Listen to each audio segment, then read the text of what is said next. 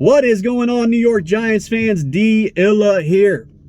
All right, in this video, I'm going to talk about Kerry Collins and this present team.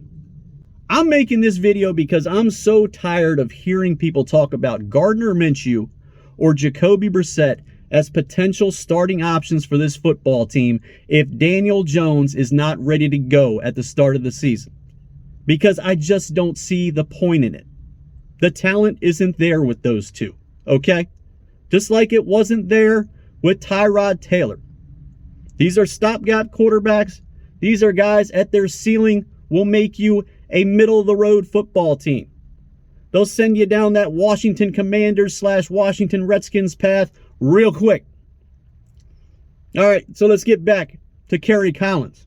And when we brought him in 1999 on a 4-year deal at $16 million, $4 million per season. Kerry Collins was drafted by the Carolina Panthers, round number 1, pick number 5. In only his second season, in the Carolina Panthers' second year of existence, they went to an NFC championship with Kerry Collins at the helm.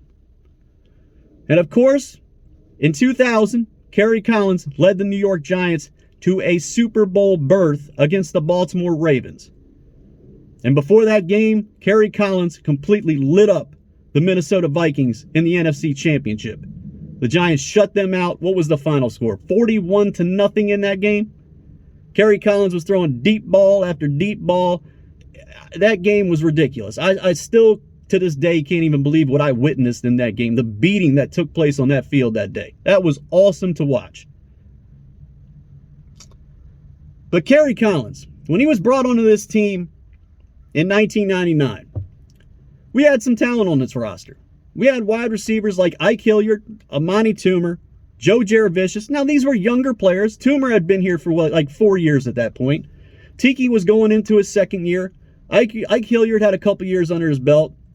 Joe Jaravicious, I think, had probably been in the league for maybe 1 or 2 years at that point.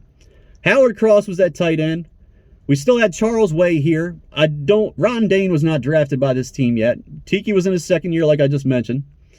On the defensive side of the ball, we had Michael Strahan. We had Cornelius Griffin. Michael Barrow was here. Sam Garnes was here. Obviously, Jason Sehorn was here. Omar Stoutmire may have been here at that point. Sean Williams was here. Who else was on his team? Dave Thomas.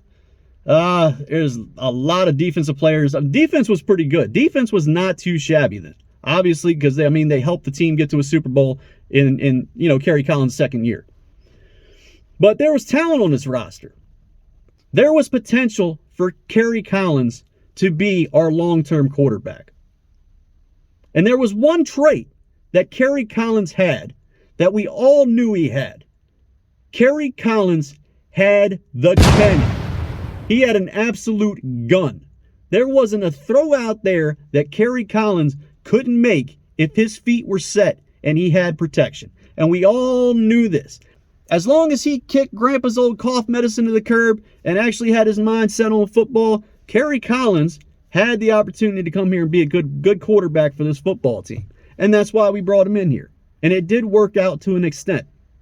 But when I look at this roster here, and this group of players that we've accumulated at this point in time, and you start talking about guys like Gardner Minshew and Jacoby Brissett, and you look at their physical attributes as a quarterback, I don't think either one of them hold a candle to a guy like Kerry Collins. And like I said, these two guys will put you down that path to being the Washington Commanders or Washington Redskins real quick. These are the type of guys that the Washington Commanders, Washington Redskins have brought in for years. And this is why they haven't had a quarterback since the days of Mark Rippon and Kirk Cousins.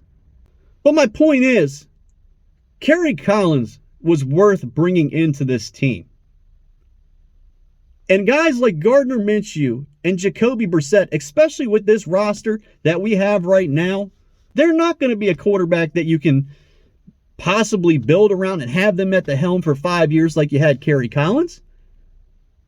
There's no chance of that happening. Like, Gardner Minshew does not possess an elite arm. Neither does Jacoby Brissett. Brissett's arm's not bad, but it ain't on a Kerry Collins level. Come on now. Like, the only thing Gardner Minshew and Jacoby Brissett are bringing to the table is veteran leadership. And that's it.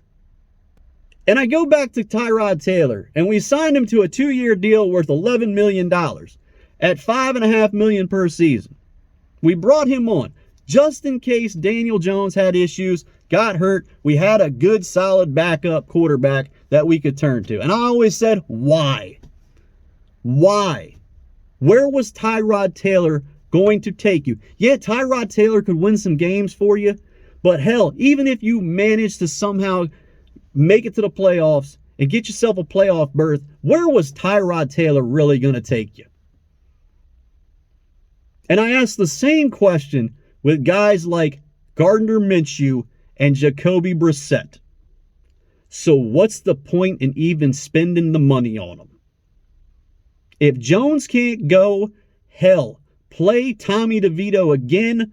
Bring in, dude, I don't even care if you bring back Mike Glennon. Bring him back, put the sorriest damn quarterback that you can put behind Daniel Jones, and try to position yourself in the driver's seat, inside those top 3 picks, to have control over your quarterback future. Because if you bring in a Gardner or you bring in a Jacoby Brissett, there's a pretty good chance you're going to sacrifice that. Just like you did this past year with Tyrod. Just like you did this past year with Tyrod. Now, Tyrod won that last game against Philly. But don't get it twisted, man. If Tyrod was healthy in those 3 games Tommy DeVito won, Tyrod would have put up the numbers DeVito did plus some. What is the point? What are you trying to accomplish here? And that's the question I've asked for the longest period of time. If we don't draft a guy and bring a young kid in here that we can try to build this team around and try to turn into a good, solid quarterback, what is the point of bringing in a free agent? And the other thing is, man, you sign Tyrod to a $5.5 million deal. You got to think you're going to sign Gardner Minshew or Jacoby Brissett to a similar deal as that. Why even waste the money on the backup quarterback spot when you could bring in another positional player with that money that could potentially help your team in the long term? You'd rather sacrifice taking a shot on somebody like that, because there's good players that go 4 years with a team that don't necessarily catch on and become free agents, and they catch on with the second team that they become associated with. This happens a lot, man. And when you devote almost $6 million to a backup quarterback, you're taking that chance away from acquiring one of those players in free agency. And that doesn't make any sense to me either. I know what I'm getting with Gardner Minshew. I know what I'm getting with Jacoby Brissett. I know what the end result's going to be. You all do too. What's the point?